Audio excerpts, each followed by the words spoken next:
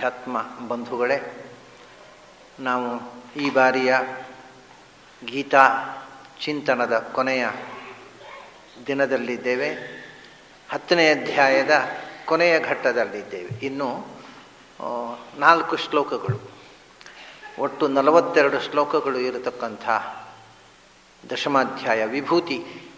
ಅದನ್ನು ನಾವು 38 ಶ್ಲೋಕಗಳನ್ನು ನೋಡಿದ್ದೇವೆ. ಇವತ್ತು 4 ಶ್ಲೋಕಗಳು. ಉಪಸಂಹಾರ, ವಿಭೂತಿ ರೂಪದ ಉಪಾಸನೆಯ ಉಪಸಂಹಾರವನ್ನು ಕೃಷ್ಣ ಮಾಡ್ತಕ್ಕಂಥ 4 ಶ್ಲೋಕಗಳನ್ನು ನಾವು ಇವತ್ತು ನೋಡಿದರೆ ಅಲ್ಲಿಗೆ ವಿಭೂತಿ ಚಿಂತನೆಯ ಒಂದು ಮುಖ ನಾವು ಅದನ್ನು ಅನುಸಂಧಾನ ಮಾಡಿದಂತೆ ಆಯಿತು. ಅದರ ಜೊತೆಗೆ 10ನೇ ಅಧ್ಯಾಯವನ್ನು ಪೂರ್ಣಗೊಳಿಸಿದಂತೆ ಆಯಿತು. ಕಳೆದ ಬಾರಿ 10ನೇ ಅಧ್ಯಾಯ ಮಧ್ಯದಲ್ಲಿ ನಿಂತಿತ್ತು, ಒಂದು ಅಧ್ಯಾಯ ಪೂರ್ಣ ಆಯಿತು. ಈ ಬಾರಿ ಮುಂದೆ ನಾವು ಮತ್ತೆ ನೇರವಾಗಿ ವಿಶ್ವರೂಪಾಧ್ಯಾಯ, ಕೃಷ್ಣನ ವಿಶ್ವರೂಪ ದರ್ಶನದ ಒಂದು ಬಿತ್ತರ 11ನೇ ಅಧ್ಯಾಯಕ್ಕೆ ಪ್ರವೇಶ ಮಾಡುವುದಕ್ಕೆ ಅಣಿಗುಣ. ಇದು ನೋಡಿ, ವಿಭೂತಿ ರೂಪದಿಂದ ವಿಶ್ವರೂಪಕ್ಕೆ ನಮ್ಮನ್ನು ಕರ್ಕೊಂಡು ಹೋಗುವ ಏಣಿ ಇದು. ಭಗವಂತನನ್ನು ಎಲ್ಲ ವಸ್ತುವಿನಲ್ಲಿಯೂ ಅವನ ವಿಭೂತಿಯನ್ನು ನೋಡು ಅಂತ ಹೇಳಿ ಅಲ್ಲಿಂದ ವಿಶ್ವರೂಪ. ಪ್ರತಿಯೊಂದು ವಸ್ತುವಿನ ಒಳಗೂ ಭಗವಂತನನ್ನು ನೋಡಲಿಕ್ಕೆ ಬೇಕಾದಂಥ ಒಂದು ಮಾನಸಿಕ ಸಿದ್ಧತೆ ಈ ಅಧ್ಯಾಯದಲ್ಲಿ ಆಗುತ್ತೆ. ಅಲ್ಲಿಂದ ನೀನು ಮನಸ್ಸಿನಲ್ಲಿ ಏನು ಕಂಡಿದ್ಯೋ ಅದನ್ನು ನಿನ್ನ ಕಣ್ಣಿನಿಂದಲೇ ನೋಡು ಅಂತ ಕೃಷ್ಣ ಅರ್ಜುನನಿಗೆ ತೋರಿಸ್ತಾನೆ. ಅದು ಮೊದಲು ಅದು ಏನಾಗಿತ್ತು, ಭಗವಂತನ ವಿಶ್ವರೂಪ ಅನ್ನೋದು ಒಂದು ಬರಿಯ ಕಾನ್ಸೆಪ್ಟ್ ಆಗಿದ್ದದ್ದು ಅದು ರಿಯಲ್ ಆಗತ್ತೆ ಅರ್ಜುನನ ಮುಂದೆ.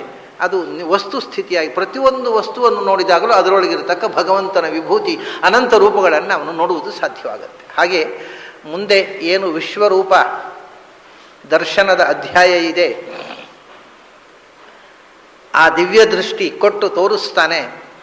ಆ ದಿವ್ಯ ದೃಷ್ಟಿಗೆ ಬೇಕಾಗಿರ್ತಕ್ಕಂಥ ಅಂತರಂಗದ ದಿವ್ಯ ದೃಷ್ಟಿ ಇಲ್ಲಿ ಬಂತು. ಅದನ್ನು ಕೃಷ್ಣ ಉಪಸಂಹಾರ ಮಾಡ್ತಾನೆ. ಯಚ್ಚಾಪಿ ಸರ್ವಭೂತಾನಾಂ ಬೀಜಂ ತದಹಮರ್ಜುನ ನ ತದಸ್ತಿ ವಿನಾ ಯತ್ ಸ್ಯಾನ್ ಮಯಾ ಭೂತಂ ಚರಾಚರಂ. ಅವನು ಹೇಳ್ತಾನೆ, ಈ ಜಗತ್ತಿನಲ್ಲಿ ಸಮಸ್ತ ವಸ್ತುಗಳು, ಭೂತ ಅನ್ನುವುದನ್ನು 2 ವಿಧದಿಂದ ಶಾಸ್ತ್ರಕಾರರು ಬಳಸ್ತಾರೆ. ಭೂತ ಅಂದರೆ ಒಂದು ಜಡದ್ರವ್ಯ, 5 ಎಲಿಮೆಂಟ್ಸ್, ಮಣ್ಣು, ನೀರು, ಬೆಂಕಿ, ಗಾಳಿ, ಆಕಾಶ. ಇದನ್ನು ಭೂತಗಳು ಅಂತಾರೆ. ಅದು ಜಡದ್ರವ್ಯಗಳು, ಪ್ರಪಂಚದ ಸೃಷ್ಟಿಗೆ ಕಾರಣವಾಗಿರತಕ್ಕ ಮೂಲದ್ರವ್ಯಗಳು 5: ಮಣ್ಣು, ನೀರು, ಬೆಂಕಿ, ಗಾಳಿ, ಆಕಾಶ. ಗಾಳಿ ಆಕಾಶ ಅನ್ನೋದು ಇರುವಂಥದ್ದು, ಆದರೆ ಆಕಾರ ಕೊಡುವಂಥದ್ದು 3: ಮಣ್ಣು, ನೀರು, ಬೆಂಕಿ.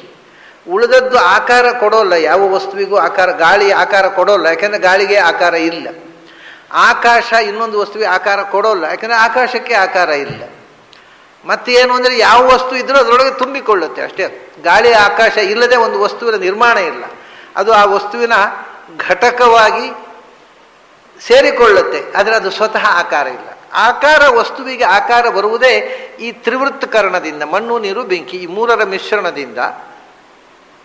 ಆ ಮಿಶ್ರಣದ ರೇಷಿಯೋ ಬದಲಾವಣೆಯಿಂದ ಬರೀ 3 ಪದಾರ್ಥಗಳನ್ನು ಭಗವಂತ ಅನಂತ ಪದಾರ್ಥವಾಗಿ ಸೃಷ್ಟಿ ಮಾಡಿದ. ಈ 3ರ ಬೇರೆ ಬೇರೆ ವ್ಯತ್ಯಾಸದಿಂದ ಸೃಷ್ಟಿ, ಈ 3 ವಸ್ತು ಇರುವುದು. ಅದನ್ನ ಹೇಳ್ತಾನೆ, ಸರ್ವಭೂತಾನಾಂ ಬೀಜಂ. ಜಗತ್ತಿನಲ್ಲಿ ಸೃಷ್ಟಿಯಾಗತಕ್ಕಂಥ ಅನಂತ ಪದಾರ್ಥಗಳಿವೆಯಲ್ಲ, ಅವು ಎಲ್ಲಕ್ಕೂ ಬೀಜವಾಗಿ ಇರತಕ್ಕಂಥದ್ದು ಮಣ್ಣು, ನೀರು, ಬೆಂಕಿ, ಗಾಳಿ, ಆಕಾಶ. ಇನ್ನೊಂದು ಆಕಾರ ಅಂತಕೊಂಡ್ರೆ ಮಣ್ಣು, ನೀರು, ಬೆಂಕಿ. ಆ ಮುಂದಿನ ವಿಕಾರಗಳ ಸೃಷ್ಟಿಗೆ ಕಾರಣವಾದ ಮೂಲದ್ರವ್ಯವಾದ, ಅದಕ್ಕೆ ಬೀಜ ಅಂದರೆ ಅದರ ಅಭಿವ್ಯಕ್ತಿ ಕಾರಣ ಅಂತ ಅರ್ಥ. ಮುಂದಿನ ವಸ್ತು, ಈಗ ಮಡಕೆ ಅಭಿವ್ಯಕ್ತ ಆಯಿತು, ಮಡಕೆಗೆ ಒಂದು ರೂಪ ಬಂತು. ಬರಬೇಕಾಗಿದ್ದರೆ ಮಣ್ಣು, ನೀರು, ಬೆಂಕಿ. ಮಣ್ಣು ತೆಗೆದೆವು, ನೀರಿನಲ್ಲಿ ಕಲಸಿದೆವು, ಬೆಂಕಿಯಲ್ಲಿಟ್ಟು ಬೇಯಿಸಿದೆವು, ಒಣಗಿಸಿದೆವು, ಆಗ ಮಡಕೆ ಆಯಿತು. ಯಾವುದಾದರೂ ಅಷ್ಟೇ, ಮಣ್ಣು, ನೀರು, ಬೆಂಕಿ, ಈ 3 ಪದಾರ್ಥಗಳು ಸಮ್ಮಿಶ್ರಣದಿಂದ ಒಂದು ವಸ್ತು ಆಕಾರ ತಳೆಯುತ್ತೆ. ಈ ಮುಂದೆ ಆಕಾರ ತಳೆಯುವ ಸಮಸ್ತ ವಸ್ತುಗಳಿಗೆ ಮೂಲಭೂತವಾಗಿರತಕ್ಕಂಥ ಬೀಜ, ಅದರ ಅಭಿವ್ಯಂಜಕ, ಅದಕ್ಕೆ ರೂಪ ಕೊಡತಕ್ಕಂಥ ಶಕ್ತಿ ನಾನು. ಯಾಕೆಂದರೆ ಮಣ್ಣಿಗೆ ಸ್ವಂತ ಏನ್ರಿ, ಈಗ ಮಡಕೆ ಆಗುವುದು ಯಾವುದರಿಂದ ಅಂತ ಕೇಳಿದರೆ ಮಣ್ಣಿನಿಂದ ಹೌದು, ಆದರೆ ಮಣ್ಣಿಗೆ ತಾನೇ ಮಡಕೆ ಆಗುವ ಶಕ್ತಿ ಉಂಟಾ? ಯಾವ ವಸ್ತು ಆಗಬೇಕಾಗಿದ್ರೂ ಅದಕ್ಕೆ ಎರಡು ಸಂಗತಿಗಳು ಬೇಕಾ, ಒಂದು ಜಡ ಮಟೀರಿಯಲ್ ಕಾಸ್, ರಾ ಮಟೀರಿಯಲ್ ಒಂದು ಬೇಕು, ಅದು ಮಣ್ಣು ಅಷ್ಟೇ. ಆ ಮಣ್ಣು ಮಡಕೆ ಆಗಬೇಕಾಗಿದ್ದರೆ ಅದನ್ನು ಮಡಕೆಯ ಆಕಾರ ಕೊಡುವಂತಹ ಒಬ್ಬ ಇಂಟೆಲಿಜೆಂಟ್, ಒಬ್ಬ ಚೇತನ ಇರಬೇಕಲ್ಲ.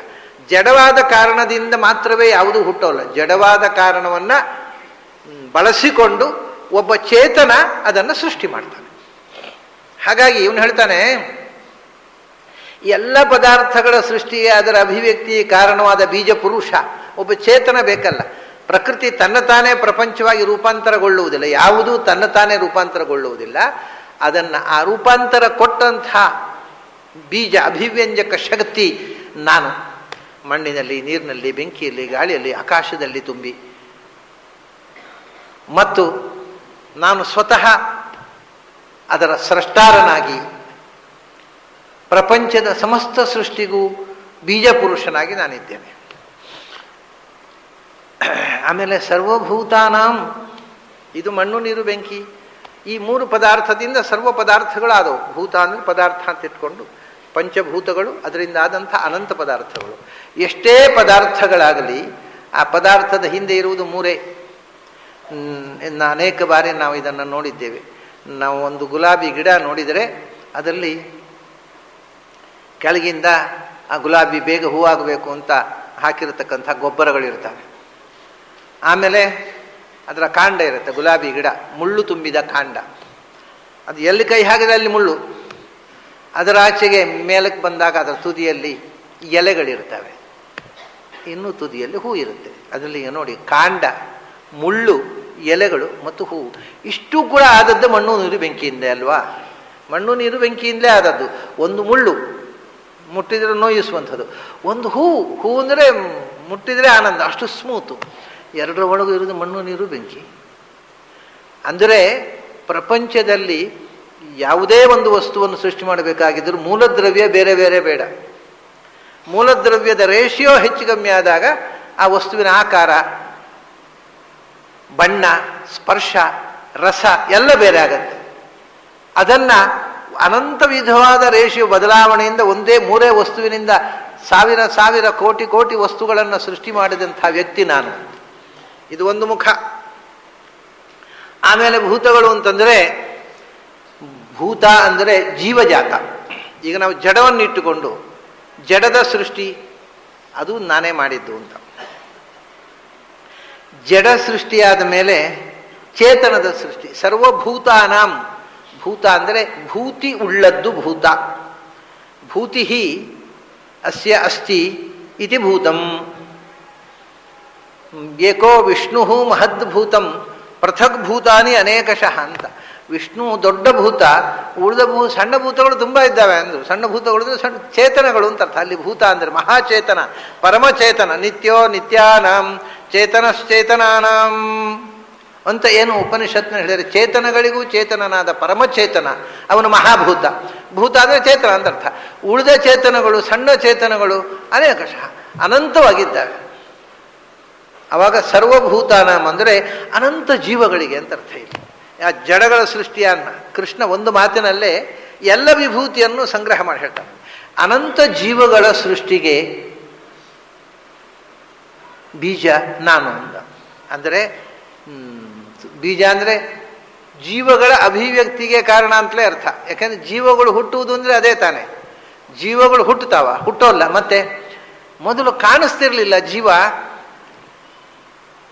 ಆಕಾಶದಲ್ಲಿ ಇರತಕ್ಕಂಥ ಸೂಕ್ಷ್ಮ ಶರೀರದ ಜೊತೆಗೆ ವಾತಾವರಣದಲ್ಲಿ ಕೋಟಿ ಕೋಟಿ ಜೀವಗಳಿದ್ದಾವೆ, ಅವು ಕಾಣೋಲ್ಲ ನಮಗೆ. ಯಾವಾಗ ಕಾಣುತ್ತೆ ಅಂದರೆ ಆ ಒಂದು ಜೀವ, ಯಾವುದೋ ಒಂದು ಪರ್ಟಿಕ್ಯುಲರ್ ಜೀವ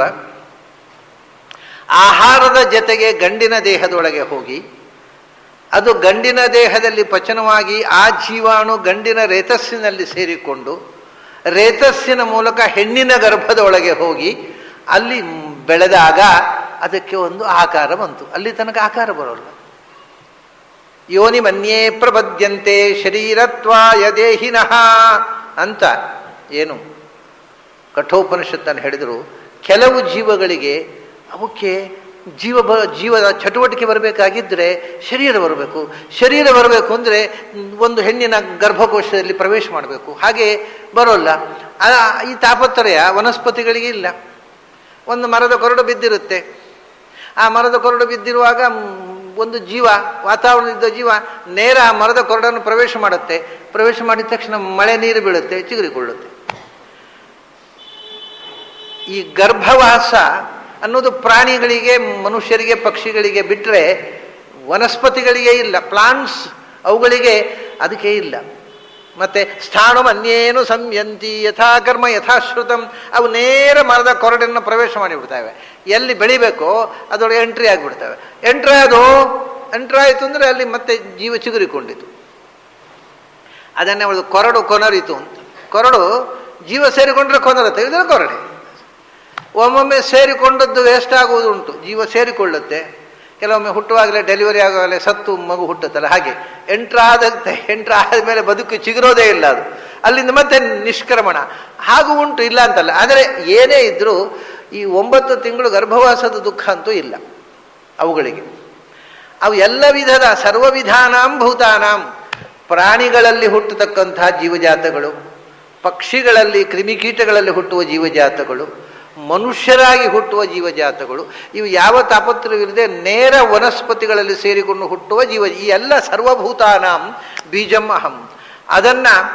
ಅದರ ಸೃಷ್ಟಿಗೆ ಕಾರಣನಾಗಿ ಅದಕ್ಕೆ ಬೀಜ ವಸ್ತುತಃ ಏನು ಹುಟ್ಟುವುದಿಲ್ಲ.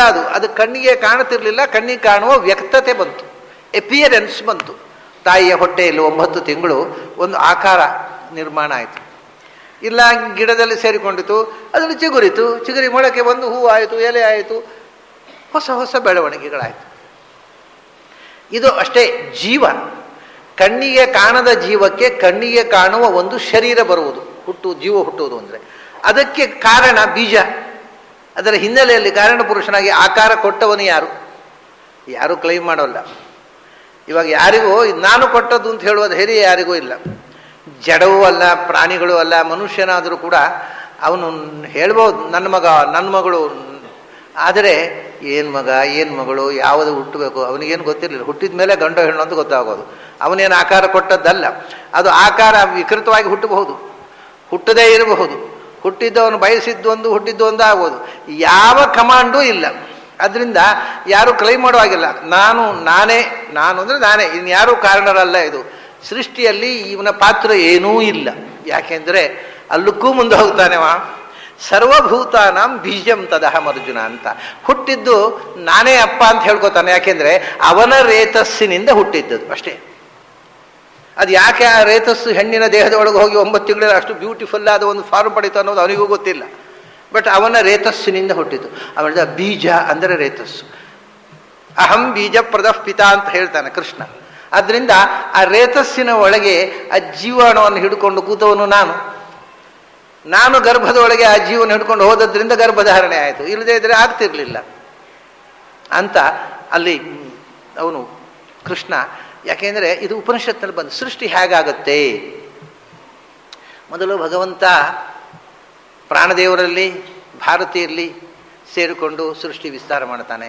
ಅಲ್ಲಿಂದ ಸೂರ್ಯಚಂದ್ರರಲ್ಲಿ ಸೇರಿಕೊಂಡು, ಅಲ್ಲಿಂದ ಪಂಚಭೂತಗಳಲ್ಲಿ ಸರ್ವಭೂತಾನ, ಮಣ್ಣು, ನೀರು, ಬೆಂಕಿ, ಗಾಳಿ, ಆಕಾಶ, ಸೂರ್ಯನಲ್ಲಿ ಪ್ರಾಣದೇವರು ಸೂರ್ಯನಲ್ಲಿ ಕೂಡ್ತಾರೆ. ಭಾರತಿ, ನಾರಾಯಣ, ಲಕ್ಷ್ಮೀನಾರಾಯಣರು ಅವರು ಪ್ರಾಣಭಾರತೀಯರಲ್ಲಿ ಕೂತರು. ಪ್ರಾಣಭಾರತೀಯರು ಸೂರ್ಯಚಂದ್ರರಲ್ಲಿ ಕೂತರು. ಸೂರ್ಯಚಂದ್ರ ಆದಮೇಲೆ ಹಾಗೇನೆ ಪಂಚಭೂತಗಳಲ್ಲಿ ಆಕಾಶ, ಗಾಳಿಯಲ್ಲಿ ಪ್ರಾಣದೇವರು ಕೂತರು. ಮಣ್ಣು, ನೀರು, ಬೆಂಕಿಯಲ್ಲಿ ಭಾರತಿ ಕೂತರು. ಅದು ಹಾಗೆ ಆಗಿ ಅಲ್ಲಿಂದ ಸಂವತ್ಸರದಲ್ಲಿ, ವರ್ಷದಲ್ಲಿ ದಕ್ಷಿಣಾಯನ, ಉತ್ತರಾಯಣದಲ್ಲಿ ಪ್ರಾಣದೇವರು ಕೂತರು, ದಕ್ಷಿಣಾಯನದಲ್ಲಿ ಭಾರತಿ ಕೂತರು. ಆಮೇಲೆ ತಿಂಗಳಾಯಿತು. ತಿಂಗಳಲ್ಲಿ ಶುಕ್ಲಪಕ್ಷ, ಕೃಷ್ಣಪಕ್ಷ, ಶುಕ್ಲಪಕ್ಷದಲ್ಲಿ ಪ್ರಾಣದೇವರು ಕೂತರು, ಕೃಷ್ಣ ಪಕ್ಷದಲ್ಲಿ ಭಾರತಿ. ಹೀಗೆ ಆಗ್ತಾ ಹಗಲು ರಾತ್ರಿ, ಹಗಲಿನಲ್ಲಿ ಪ್ರಾಣಶಕ್ತಿ, ರಾತ್ರಿಯಲ್ಲಿ ಭಾರತೀಯ ಶಕ್ತಿ ತುಂಬಿತು. ಆಮೇಲೆ ಗಂಡು ಹೆಣ್ಣು, ಗಂಡಿನಲ್ಲಿ ಪ್ರಾಣದೇವರು, ಹೆಣ್ಣಿನಲ್ಲಿ ಭಾರತಿ. ಅಲ್ಲಿಂದ ನಾರಾಯಣ, ಲಕ್ಷ್ಮೀನಾರಾಯಣರು. ಆಮೇಲೆ ಗಂಡು ಹೆಣ್ಣಿನ ಶುಕ್ರ ಶೋಣಿತ, ಶುಕ್ರದಲ್ಲಿ ಪ್ರಾಣದೇವರು, ಶೋಣಿತದಲ್ಲಿ ಭಾರತಿ, ಶುಕ್ರ ಶೋಣಿತದಲ್ಲಿ ಪ್ರಾಣಭಾರತೀಯರು, ಪ್ರಾಣಭಾರತೀಯರ ಒಳಗೆ ಲಕ್ಷ್ಮೀನಾರಾಯಣರು. ಹಾಗಾಗಿ ಶುಕ್ರದಲ್ಲಿ ಪುರುಷನ ರೇತಸ್ಸಿನಲ್ಲಿ ನಾನಿದ್ದು, ಅದನ್ನು ಹೆಣ್ಣಿನ ಶೋಣಿತದ ಜೊತೆಗೆ ಮಿಶ್ರಣ ಮಾಡಿ ಅದು ಗರ್ಭದೊಳಗೆ ಆಕಾರ ತಳೆಯುವಂತೆ ಮಾಡತಕ್ಕಂಥ ಶಕ್ತಿ ನಾನು ಇಲ್ಲದೆ ಇರ್ತಿದ್ರೆ ಇಷ್ಟು ರೇತಸ್ಸು ಹೊಟ್ಟೆ ಒಳಗೆ ಹೋದದ್ದು ಯಾವುದಾದ್ರೂ ರೂಪಾಂತರ ಹೊಂದಿದ್ದುಂಟ. ಇನ್ನೊಂದು ದೃಷ್ಟಾಂತ ಕೃಷ್ಣ ಹೇಳ್ತಾನೆ, ಹೊಟ್ಟೆ ಒಳಗೆ ಹೋದದ್ದು ಏನಾಗೋದು ಅಂದರೆ ಒಂದೊತ್ತು ತಿಂದದ್ದು ಹೊಟ್ಟೆ ಒಳಗೆ ಜೀರ್ಣ ಆಗೋದು. ಜೀರ್ಣ ಆಗದೇ ಇದ್ದರೆ ರಿಜೆಕ್ಟ್ ಆಗಿ ಮಲಮೂತ್ರವಾಗಿ ಹೊರಗೆ ಹೋಗಬೇಕು. ಎರಡೇ ಸಂಗತಿ ಇರೋದು. ಹೊಟ್ಟೆ ಒಳಗೆ ಹೋದ ವಸ್ತು ಒಂದು ಅದು ಡೈಜೆಸ್ಟ್ ಆಗಬೇಕು, ಇಲ್ಲ ಅದು ಮಲವಾಗಿ ಮೂತ್ರವಾಗಿ ಹೊರಕ್ಕೆ ರಿಜೆಕ್ಟ್ ಆಗ್ತದೆ. ಯಾವುದು ಡೈಜೆಸ್ಟಿಗೆ ಬೇಕಾದ್ದಲ್ಲ, ಅವನ ದೇಹದ ಪೋಷಣೆಗೆ ಬೇಕಾದ್ದಲ್ಲ, ಅದನ್ನು ರಿಜೆಕ್ಟ್ ಮಾಡ್ತದೆ ದೇಹ. ಇದು ಎರಡೂ ಆಗದೇ ಇದ್ದರೆ ಅದು ಎಕ್ಸ್ಟ್ರಾ ಅನ್ವಾಂಟೆಡ್ ಗ್ರೋತ್ ಆಗಿ ಅದೊಂದು ಡಿಸೀಸ್ ಆಗಿ ಒಳಗೆ ಟ್ಯೂಮರ್ ಆಗಬಹುದು, ಅದು ಬೆಳೀತದೆ ಒಳಗೆ. ಆದರೆ ಇದು ಎಷ್ಟು ವಿಚಿತ್ರ ಅಲ್ಲೋ. ಗಂಡಸಿನ ರೇತಸ್ಸು ಹೆಣ್ಣಿನ ಗರ್ಭದೊಳಗೆ ಹೋದರೆ ಡೈಜೆಸ್ಟ್ ಆಗೋಲ್ಲ. ಡೈಜೆಸ್ಟ್ ಆಗಿದ್ರೆ ಮಕ್ಕಳಾಗ್ತಿರಲಿಲ್ಲ. ಅದು ಒಟ್ಟಿಗೆ ತಿಂದ ಒಟ್ಟಿಗೆ ಅನ್ನದ ಒಟ್ಟಿಗೆ ಕರಗೆ ಹೋದರೆ ಸಂತಾನ ಹುಟ್ಟುವುದು ಹೇಗೆ? ಡೈಜೆಸ್ಟ್ ಆಗೋಲ್ಲ. ರಿಜೆಕ್ಟ್ ಆಗಿ ಹೋದರೆ ಸಂತಾನ ಆಗೋದು ಹೇಗೆ? ಆಗೋಲ್ಲ. Extra growth, but most desirable extra growth. Undesirable ಅಲ್ಲ. ಡಾಕ್ಟ್ರ್ ಏನೋ ಒಂದು ಬೆಳೀತಾ ಇದೆ ತೆಗೀರಿ ಅಂಥದ್ದಲ್ಲ. ಇದು ಬಹಳ ಇಷ್ಟಪಡುವ ಇದು ಒಂದೇ. ಯಾಕೆ ಅಂದರೆ ಭಗವಂತ ಜೀವವನ್ನು ಹಿಡ್ಕೊಂಡು ಅಲ್ಲಿ ಕೂತ ಅದಕ್ಕೆ ಆಕಾರ ಕೊಡಲಿಕ್ಕೆ. ಇಲ್ಲದೆ ಇದ್ರೆ ಅದು ಡೈಜೆಸ್ಟ್ ಆಗಿ ಹೋಗ್ತಿತ್ತು, ವೇಸ್ಟ್ ಆಗಿ ಹೋಗ್ತಿತ್ತು. ಅದರಿಂದ ಅಹಂ ಸರ್ವಭೂತಾನಾಂ ಬೀಜಂ, ಎಲ್ಲರ ರೇತಸ್ಸಿನಲ್ಲಿ ಕೂತು ಈ ಜೀವವನ್ನಲ್ಲಿ ಇಟ್ಟು ಅದರ ಜೊತೆಗೆ ಗಂಡಿನ ದೇಹದಿಂದ ಹೆಣ್ಣಿನ ದೇಹದೊಳಕ್ಕೆ ಪ್ರವೇಶ ಮಾಡ್ತಾ ಪ್ರತಿ ಬಾರಿ ನವೋ ನಮೋ ಭವದ್ವಿಜಾಯಮಾನ, ಪ್ರತಿ ಬಾರಿ ನಾನು ನಿಮ್ಮ ಜೊತೆ ಹುಡ್ತಾ ಇದ್ದೀನಯ್ಯ, ನಿಮ್ಮನ್ನು ಹಿಡ್ಕೊಂಡು ನಾನೇ ಬರೋದು, ಗರ್ಭಕೋಶದೊಳಗೆ ಕೂಡುವವನು ನಾನು, ಗರ್ಭಕೋಶದಿಂದ ಹೊರಗೆ ಬರುವವನು ನಾನು. ನಿಮಗೆ ದುಃಖ, ನಮಗೆ ಆನಂದ, ಅಷ್ಟೇ ವ್ಯತ್ಯಾಸ. ಅವನು ಆನಂದ, ಅವರಿಗೇನು ದುಃಖ ಇಲ್ಲ, ಆನಂದವಾಗಿ ಹೋಗ್ತಾರೆ, ಆನಂದವಾಗಿ ಬರ್ತಾರೆ. ಅದರಿಂದ ಹೆಚ್ಚಾಪಿ ಪ್ರತಿಯೊಂದು ಜೀವಜಾತದ, ಅದು ಪ್ರಾಣಿ ಇರಬಹುದು, ವನಸ್ಪತಿ ಇರಬಹುದು, plants, animals, birds or human beings, ಯಾವುದೇ ಇರಲಿ, ಅದು ಎಲ್ಲದರ ಹಿಂದೆ ಇರತಕ್ಕಂಥ ಅದರ ಉತ್ಪತ್ತಿಗೆ ಕಾರಣ ನಾನು. ಮತ್ತು ಆ ಜೀವಜಾತದಲ್ಲಿ ವಿಶೇಷವಾಗಿ ಮನುಷ್ಯರು, ಹೆಣ್ಣು ಗಂಡು, ಅದರಲ್ಲಿ ಗಂಡಿನ ರೇತಸ್ನಲ್ಲಿ, ಬೀಜ ಅಂದರೆ ರೇತಸ್ಸು, ಆ ರೇತಸ್ನಲ್ಲಿ ಕೂತು ಜೀವದ ಜನನಕ್ಕೆ ಕಾರಣವಾಗಿ ನಾನು ಗಂಡಿನ ದೇಹದಿಂದ ಹೆಣ್ಣಿನ ದೇಹಕ್ಕೆ ಪ್ರವೇಶ ಮಾಡಿ ಅಲ್ಲಿ ಆ ಮಗುವನ್ನು ಬೆಳೆಸುವನೇ ನಾನು. ಸೊ ಹೆಚ್ಚಾಪಿ ಸರ್ವಭೂತಾನಾಂ, ಅದಾಯಿತು. ಇನ್ನೊಂದು ಭೂತ, ಭೂತ ಅಂದರೆ ಭೂತಿ ಉಳ್ಳದ್ದು ಅಂತ ಹೇಳಿದೆ ನಾನು. ಜೀವ ಅಂತ ಅರ್ಥ. ಭೂತಿ ಅಂದರೆ ಉನ್ನತಿ, ಎತ್ತರಕ್ಕೆ ಏರುವಿಕೆ, ಅದು ಉಳ್ಳದ್ದು ಭೂತ. ಈ ಕಲ್ಲು ಮಣ್ಣು ಇವು ಪಂಚಭೂತಗಳಲ್ಲಿ ಎತ್ತರಕ್ಕೆ ಏರುವುದೇನಿದೆ? ಅದಕ್ಕೆ ಎತ್ತರಕ್ಕೆ ಏರುವುದಿಲ್ಲ. ಅದು ಯಾವ ಚಟುವಟಿಕೆ ಇಲ್ಲ, ಜಡ ಅದು. ಅದು ಭೂತಂ ಅಂದರೆ ಇದ್ದದ್ದು ಅಂತ ಅಷ್ಟೇ.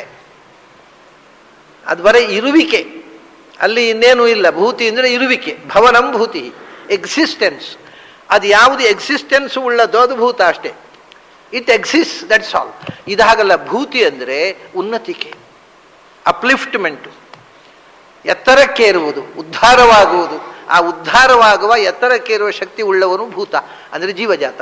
ಅದು ಜೀವ ತಾನು ತಿಳಿದು ಸಾಧನೆಯಿಂದ ಎತ್ತರಕ್ಕೆ ಹೋಗಬಲ್ಲದು, ಜಡಕ್ಕೆ ಎತ್ತರಕ್ಕೆ ಹೋಗುವ ಶಕ್ತಿ ಇಲ್ಲ. ಅದರಿಂದ ಎರಡನೇ ಅರ್ಥದಲ್ಲಿ ಭೂತ ಅಂದರೆ ಚಟುವಟಿಕೆ, ಉನ್ನತಿಕೆಯನ್ನು ಹೊಂದುವ ಚಟುವಟಿಕೆ ಯಾರಿಗೆ ಸಾಧ್ಯವೋ ಅಂಥ ಜೀವಜಾತ. ಇನ್ನು ಭೂತ ಅಂದರೆ ನಿಜವಾಗಿ ಎತ್ತರಕ್ಕೆ ಏರಿದವರು, ಭೂತಿಯನ್ನು ಹೊಂದಿದವರು ಯಾರು? ಉನ್ನತಿಯ ತುದಿಯನ್ನು ಹೇಳೋದು ಮುಕ್ತರು. ಅದರಿಂದ ಭೂತ ಅಂದರೆ ಮುಕ್ತ ಜೀವಗಳು ಅಂತ ಅರ್ಥ. ಅಹಂ ಹೆಚ್ಚಾಪಿ ಸರ್ವಭೂತಾನಾಂ ಬೀಜಂ. ಈ ಜಗತ್ತಿನಲ್ಲಿ ಎಷ್ಟು ಮಂದಿ ಮುಕ್ತಿಗೆ ಹೋದರೂ ಇನ್ನು ಹೋಗಲಿಕ್ಕಿದ್ದಾರೆ, ಅವರೆಲ್ಲರೂ ಮುಕ್ತಿಗೆ ಹೋಗಲಿಕ್ಕೆ ಕಾರಣ ಮುಕ್ತಾನಾಂ ಪರಮಾಗತಿ ನಾನು ಅಂತ. ಅದರಿಂದ ಮುಕ್ತಾಮುಕ್ತ ನಿಯಾಮಕ. ಜಗತ್ತಿನಲ್ಲಿ ಇನ್ನೇನು ಬಾಕಿ ಇಲ್ಲ, ಬರೀ ಮುಕ್ತಿಗೆ ಹೋಗೋ ತನಕ ಅಲ್ಲ ನನ್ನ ನಿಯಂತ್ರಣ. ಮತ್ತೆ ಉತಾಮೃತ ತತ್ವಶೇಷಾನೋ ಇದನ್ನೇನ ತಿರೋಹತಿ.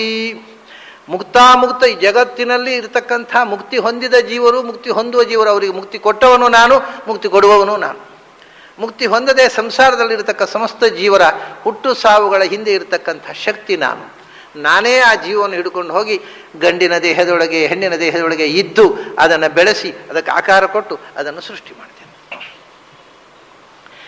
ಆಮೇಲೆ ಅಷ್ಟಾದ್ಮೇಲೆ ಮತ್ತೆ ಪ್ರಾಣಿಗಳಲ್ಲಿ ಬೇರೆ ಯಾರು? ಮನುಷ್ಯನಲ್ಲೇ ಇಷ್ಟು ನನ್ನ ಕಾರಬಾರು. ಮನುಷ್ಯನಿಗೆ ಸ್ವಂತ ಸೃಷ್ಟಿ ಮಾಡುವ ಶಕ್ತಿ ಇಲ್ಲ.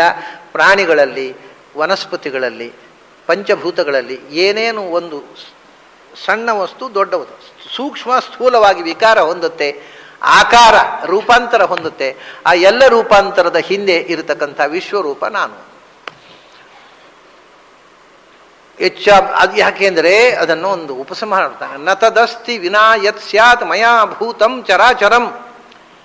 ಜಗತ್ತಿನಲ್ಲಿ ಇರತಕ್ಕಂಥ ಚರವಾದ ಮತ್ತು ಅಚರವಾದ ಭೂತ, ಚಲಿಸುವ ಭೂತ, ಚಲಿಸುವ ಅಂದರೆ ಜಡ ಚೇತನ, ಚೇತನ ಚೇತನಾತ್ಮಕವಾದ. ಚೇತನದಲ್ಲಿಯೂ ಮತ್ತೆ ಚರಾಚರ ಎರಡೂ ಇದೆ. ವನಸ್ಪತಿ ಅದು ಅಚೇತನ, ಅದು ಅಚರ. ಚೇತನ ಅದು. ಮರ ಚಲಿಸುವುದಿಲ್ಲ. ಚಲಿಸುವುದಂದರೆ ಅದಕ್ಕೆ ಚಲನೆ ಇದೆ, ವರ್ಟಿಕಲ್ ಚಲನೆ ಇದೆ. ಹೊರಿಸಾಂಟಲ್ ಚಲನ ಅಂದರೆ ಹೊರಿಸಾಂಟಲ್ ಯಾವಾಗಲೂ.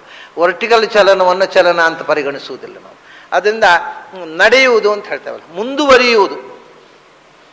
ಮುಂದುವರಿಯುವುದು ನಮ್ಮಲ್ಲಿ ಈ ಕನ್ನಡ ವಾರ್ತೆ ಹೇಳ್ತಾರಲ್ಲ, ಅವರು ಹೊಸ ಹೊಸ ಕನ್ನಡ ಎಲ್ಲ ಸೃಷ್ಟಿ ಮಾಡ್ತಾರೆ. ಅವರು ಅಂದರೆ ಶ್ರೀಯುತರು ಹೀಗೆ ಹೇಳಿದರು, ಅವರು ಮತ್ತೂ ಮುಂದುವರಿದು ಏನು ಹೇಳಿದರೆ ಎಂದರೆ, ಅವ್ರು ನನ್ನ ಸ್ನೇಹಿತರು ಹಾಗೆ ಮುಂದುವರೆದ್ರೆ ಡಯಸ್ನಿಂದ ಕೆಳಗೆ ಬಿಡೋದಿಲ್ಲ. ಅವರು ಮತ್ತೂ ಮುಂದುವರೆದು ಮತ್ತು ಹೀಗೆ ಮುಂದೆ ಹೋದರೆ ಡಯಸ್ನಿಂದ ಬೀಳೋದಿಲ್ಲ, ನಿಂತುಕೊಂಡಲ್ಲೇ ಹೇಳಬಾರ್ದ, ಮತ್ತೂ ಮುಂದುವರೆದು ಯಾಕೆ ಹೇಳ್ತಾರೆ ಅಂತ. ಹಾಗೆ ನಮಗೆ ಮುಂದುವರಿಯುವುದು ಅಂದರೆ ಏನು ಅಂದರೆ, ಮುಂದುವರಿಯುವುದು ಅಂದರೆ ಮುಂದಕ್ಕೆ ಹೋಗುವುದು, ಚಲನೆ. ಅದು ಹೊರಿಸಾಂಟಲ್ ಮೂಮೆಂಟ್, ನಾಟ್ ವರ್ಟಿಕಲ್. ಆ ಮುಂದುವರಿಯುವುದು ಅದನ್ನು ಚಲನೆ ಅಂತೀವಿ ನಾವು. ಅದು ಚರ. ಅಚರ ಅಂದರೆ ಹಾಗೆ ಹೊರಿಸಾಂಟಲ್ ಮೂವ್ಮೆಂಟ್ ಇಲ್ಲದೆ ಇರತಕ್ಕಂಥದ್ದು ಅಚರ. ಚರಾಚರಂ ಭೂತಂ, ಜಗತ್ನಲ್ಲಿ ಚಲಿಸುವ ಚಲಿಸದ ಜಡ, ಚೇತನದಲ್ಲಿಯೂ ಚಲಿಸುವ ಚೇತನ ಚಲಿಸದ ಚೇತನ, ಎಲ್ಲವೂ ಯಾವುದ್ಯಾವುದು ಇರಲಿ ನಾನು ಅದನ್ನು ಹುಟ್ಟಿಸಿದೆ ಅಷ್ಟೇ ಅಲ್ಲ. ಮತ್ತೆ ನತದಸ್ತಿ ವಿನಾ ಯತ್ಸ್ಯಾನ್ಮಯ, ಆ ಹುಟ್ಟಿದ ಮೇಲೆ ಕೂಡ ನನ್ನನ್ನು ಬಿಟ್ಟು ಇಂಡಿಪೆಂಡೆಂಟಾಗಿ ಯಾವುದಕ್ಕೂ ಯಾವ ಅಸ್ತಿತ್ವವೂ ಇಲ್ಲ. ಮಯಾ ವಿನಾ ನತದಸ್ತಿ. ಮಯಾ ವಿನಾ ಅಂದರೆ ನನ್ನನ್ನು ತೊರೆದು, ನನ್ನನ್ನು ಬಿಟ್ಟು ತಾನೇ ತಾನಾಗಿ ಈ ಪ್ರಪಂಚದಲ್ಲಿ ಯಾವ ವಸ್ತುವೂ ಇಲ್ಲ. ಅದು ಹುಟ್ಟಿದ ಮೇಲೆ ಬೆಳೀಲಿಕ್ಕೂ ನಾನೇ ಒಳಗೆ ಕೂತು ಪ್ರೇರಣೆ ಮಾಡಬೇಕು. ಅದರ ಆಯುಸ್ಸು ಮುಗಿದಾಗ ಸಾಯಿಸಲಿಕ್ಕೂ ನಾನೇ ಸಾಯಿಸಬೇಕು. ಅದೇ ತನ್ನಷ್ಟಕ್ಕೆ ಸಾಯಲಿಕ್ಕೂ ಗೊತ್ತಿಲ್ಲ, ಅದಕ್ಕೆ ಬದುಕಲಿಕ್ಕೂ ಗೊತ್ತಿಲ್ಲ, ಸಾಯಲಿಕ್ಕೂ ಗೊತ್ತಿಲ್ಲ. ಅದರಿಂದ ಈ ಕೆಲವು ಸಾಹಿತ್ಯಗಳು ಬರೀತಾರೆ, ಬದುಕಲು ಕಲಿಯಿರಿ, ಸಾಯಲು ಕಲಿಯಿರಿ. ಅದಕ್ಕೆ ಅದು ಗೊತ್ತಿಲ್ಲ ಒಬ್ಬ ಮನುಷ್ಯನಿಗೆ. ಸರಿಯಾಗಿ ಬದುಕಲಿಕ್ಕೂ ಗೊತ್ತಿಲ್ಲ, ಸರಿಯಾಗಿ ಸಾಯಲಿಕ್ಕೂ ಗೊತ್ತಿಲ್ಲ. ಅದಕ್ಕೆ ಬದುಕಲು ಕಲಿಯಿರಿ, ಸಾಯಲು ಕಲಿಯಿರಿ ಪುಸ್ತಕ. ಅದಕ್ಕೆ ಹೇಳ್ತಾನೆ, ನತದಸ್ತಿ ವಿನಾ ಯತ್ಸ್ಯಾನ್ ಮಯಾ ಭೂತಂ ಚರಾಚರಂ. ನನ್ನನ್ನು ಬಿಟ್ಟು ತಾನೇ ತಾನಾಗಿ ಪ್ರಪಂಚದಲ್ಲಿ ಯಾವ ವಸ್ತುವೂ ಇಲ್ಲ. ಇದು ನೋಡಿ, ಈ ಶ್ಲೋಕ ಒಂದು ದೊಡ್ಡ ವೈದಿಕ ಪರಂಪರೆಯ ಗೊಂದಲಕ್ಕೆ ಬಹಳ ಖಚಿತವಾದ ಉತ್ತರವನ್ನು ಕೃಷ್ಣ ಕೊಡ್ತಾನೆ. ವೈದಿಕ ಪರಂಪರೆಯಲ್ಲಿ ಎರಡು ಕಾನ್ಸೆಪ್ಟ್ಗಳು ಬೆಳೆದು ಬಂತಲ್ಲ. ಏನು? ಅಹಂ ಬ್ರಹ್ಮಾಸ್ಮಿ ಅಂತ ಒಂದು, ನಾನೇ ದೇವರು. ನೀನು ಮೊದಲು ದೇವರನ್ನು ಉಪಾಸನೆ ಮಾಡು. ಮಾಡ್ತಾ ಮಾಡ್ತಾ ಮಾಡ್ತಾ ಮಾಡ್ತಾ ಕಡೆಗೆ ನೀನೇ ದೇವರಾಗಿ ಬಿಡ್ತೀಯಾ. ಭಾರಿ ಖುಷಿ ಆಯಿತು. ಹಾಗಾದ್ರೆ ಪೂಜೆ ಮಾಡುವ. ಯಾಕೆಂದರೆ ಪೂಜೆ ಮಾಡಿ ಮಾಡಿ ಕೊನೆಗೆ ಅಲ್ಲಿ ಮೋಕ್ಷಕ್ಕೆ ಹೋದ್ಮೇಲೆ ಪೂಜೆ ಮಾಡ್ತಾ ಇರ್ಬೇಕಾದ್ರೆ ಹೋಗುದು ಯಾಕೆ? ನಾನೇ ದೇವರಾಗಾದ್ರೆ ಒಂದು ಕೈ ನೋಡುವ ಅಂತ ಕೆಲವರಿಗೆ ಖುಷಿ ಆಯಿತು. ಹಾಗಾದ್ರೆ ತೊಂದರೆ ಇಲ್ಲ, ಪೂಜೆ ಮಾಡುವ ಅಂತ. ಇದು ಒಂದು ಮುಖ. ಅದು ಯಾಕೆಂದರೆ ಎಲ್ಲವೂ ಭಗವಂತನ, ನಿನ್ನನ್ನು ಬಿಟ್ಟು ಏನೂ ಇಲ್ಲ ಅಂತ ಹೇಳ್ತು ಶ್ರುತಿ. ಅದನ್ನು ನೋಡಿಕೊಂಡು ಓಹೋ ಎಲ್ಲವೂ ಭಗವತ್ ಸ್ವರೂಪ, ಭಗವಂತನ ಬಿಟ್ಟು ಏನೂ ಇಲ್ಲ ಪ್ರಪಂಚದಲ್ಲಿ, ಎಲ್ಲವೂ ಭಗವತ್ ಸ್ವರೂಪ ಅಲ್ಲಲ್ಲಪ್ಪ. ಅದು ಕೃಷ್ಣ ಹೇಳ್ತಾನೆ, ಹಾಗಲ್ಲ, ನನ್ನನ್ನು ಬಿಟ್ಟು ಏನೂ ಇಲ್ಲ ಅಂತಂದರೆ ಜಗತ್ತಿನಲ್ಲಿ ಎಲ್ಲ ನಾನೇ ಅಂತ ಅರ್ಥ ಅಲ್ಲ. ನನ್ನನ್ನು ಬಿಟ್ಟು ಅದು ಇಲ್ಲ ಅಂದರೆ ಅದಕ್ಕೆ ಇಂಡಿಪೆಂಡೆನ್ಸ್ ಇಲ್ಲ ಅಂತ ಇಷ್ಟೇ ಅರ್ಥ. ನೀವು ತಪ್ಪು ಅರ್ಥ ಮಾಡಿಕೊಂಡ್ರಿ ಅಂತ ಇಡೀ ಒಂದು ಕಾನ್ಸೆಪ್ಟ್ಗೆ ಕೃಷ್ಣ ಈ ಶ್ಲೋಕದಲ್ಲಿ ಉತ್ತರ ಕೊಡ್ತಾನೆ. ನನ್ನನ್ನು ಬಿಟ್ಟು ಅದೇ ಆಗಿ ಇಂಡಿಪೆಂಡೆಂಟ್ ಆಗಿ ಪ್ರಪಂಚದಲ್ಲಿ ಯಾವ ವಸ್ತುವಿಗೂ ಅಸ್ತಿತ್ವ ಇಲ್ಲ. ಎಲ್ಲವೂ ಅಂದರೆ ಈಗ ಈ ವಿಷಯ ಕೃಷ್ಣ ಏನು ಹೇಳ್ತಾನೆ ಅಂದರೆ, ಒಂದು ಮಾತು ಆ ವೇದಾಂತದಲ್ಲಿ ಮೊದಲು ಏನು ಬೆಳೆದು ಬಂತು, ಇದು ರಿಯಾಲಿಟಿ ಅನ್ನೋದು ಒಂದೇ, ಎರಡು ರಿಯಾಲಿಟಿ ಇಲ್ಲ, ಎರಡು ಸತ್ಯವಾದ ಪದಾರ್ಥಗಳಿಲ್ಲ, ಒಂದೇ ಸತ್ಯವಾದದ್ದಿರೋದು, ಉಳಿದದ್ದೆಲ್ಲ ಸುಳ್ಳು ಅಂತ. ಅದಕ್ಕಿಂತ ಅತಿರಿಕ್ತವಾದದ್ದೆಲ್ಲ ಅನ್ರಿಯಲ್. ಅದು ಯಾವುದು? ಒಂದು ಸಮಸ್ಯೆ ಬಂತೀಗ. ಅತಿರಿಕ್ತವಾದದ್ದೆಲ್ಲ ಅನ್ರಿಯಲ್ಲು, ಅದು ಒಂದೇ ರಿಯಲ್. ಯಾವುದು ಅತಿರಿಕ್ತವಾದದ್ದು? ಅನ್ರಿಯಲ್ ಯಾವುದು? ಕಡೆಗೆ ಏನು ಅಂದರೆ, ಅನ್ರಿಯಲ್ ನಮಗೆ ಅನೇಕವಾಗಿ ಕಾಣುವುದು ಸುಳ್ಳು, ಒಂದು ಸತ್ಯ. ಅದರಿಂದ ಒಂದಕ್ಕಿಂತ ಹೆಚ್ಚು ಇರುವುದು ಸುಳ್ಳು. ಹಾಗಾದರೆ ಒಂದಕ್ಕಿಂತ ಹೆಚ್ಚು, ನಮಗೆ ಕಾಣುವುದೆಲ್ಲ ಒಂದಕ್ಕಿಂತ ಹೆಚ್ಚು, ಆದ್ದರಿಂದ ಕಾಣುವುದೆಲ್ಲ ಸುಳ್ಳು, ಕಾಣದ್ದು ಸತ್ಯ. ಹೀಗಾಯಿತು. ಕಡೆಗೆ ಏನಾಯಿತು? ನಿಮಗೆ ಏನು ಕಾಣುತ್ತೋ world is unreal because you perceive it. ಯಾವುದು ಕಾಣೋಲ್ವೋ ಅದು ಸತ್ಯ. ಕಾಣುವುದರಲ್ಲಿ ಎಲ್ಲ ಭೇದ ಕಾಣುತ್ತೆ, ಅನೇಕತ್ವ ಕಾಣುತ್ತೆ. ಅನೇಕತ್ವ ಸುಳ್ಳು, ಅದರಿಂದ ಕಾಣುವುದು ಸುಳ್ಳು.